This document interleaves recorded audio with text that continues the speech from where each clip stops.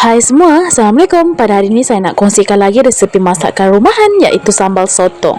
Untuk bahan-bahan di sini saya menggunakan bawang merah 1 biji, diikuti dengan bawang putih. Bawang putih ni saya lebihkan sikit sebab kalau nak buat sambal bawang putih kena lebih baru sedap. Kemudian cili kering lebih kurang 15 batang dan juga belacan. Sebenarnya untuk kuantiti bahan ni bergantunglah pada jumlah masakan masing-masing.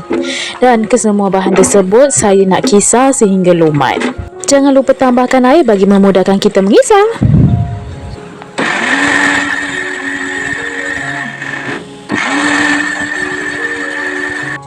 Nah, untuk bahan utama kita ni saya nak siang terlebih dahulu. Macam biasalah kita buang dulu yang bahagian hitamnya. Kalau ada orang dia tak suka buang bahagian hitamnya, katanya itulah yang membuat lemak. Kalau saya tak boleh, saya sensitif. Jadi saya buang kulitnya, tinta hitamnya, isi perutnya.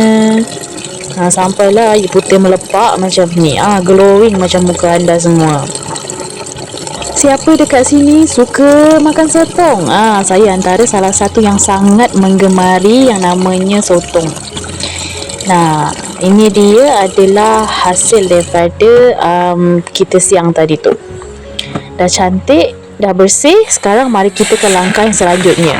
Di sini saya nak celur dulu tanpa minyak, tanpa air. Sebenarnya langkah ni tak perlu pun ikut, tapi macam saya, ini cara saya. Saya nak bagi hilang air dia tu.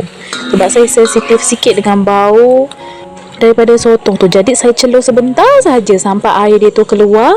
Lalu bolehlah cepat-cepat angkat dan toskan. Sekarang tuangkan minyak menumis dan panaskan minyak. Jika misalnya minyak dah panas, bolehlah tuangkan ke semua bahan-bahan yang telah kita kisar tadi tu. Kemudian kita tumislah sampai jiran kiri kanan depan belakang bau dan bahan tumisan kita pecah minyak. Ni saya tambahkan sedikit air lebihan daripada pengisar tadi tu, sayang sebab banyak lagi dia punya rencah-rencah. Ni kita tinggal gaul rata dan jangan lupa tambahkan gula sesuai selera. Bagi yang suka letak gula boleh letak, tak suka tak perlu letak. Tambahkan garam sesuai selera. Ini juga saya tambahkan penyedap rasa. Ini bagi yang guna lah, yang tak guna boleh skip. Kita gaul rata sebentar. Biarkan sehingga ia mendidih kuat dan juga pecah minyak. Jika misalnya dah pecah minyak, bolehlah cepat-cepat masukkan kita punya sotong. Ni dah tak perlu masak lama lah. Sebab apa? Kita dah celur tadi kan sotong tu. Jangan masak lama-lama sangat, nanti sotong tu liat ataupun overcook, dah tak sedap nanti. Ni kita tinggal gaul-gaul rata. Biarkan sehingga ia mendidih kuat. Saya juga nak tambahkan bahan penambah iaitu bawang. Saya suka kalau masak sambal, bawang dia tu banyak. Ni kalau misalnya anda tak suka bawang, tak perlulah letak. Ni saya sebab memang suka sangat sambal kalau diletakkan bawang yang banyak.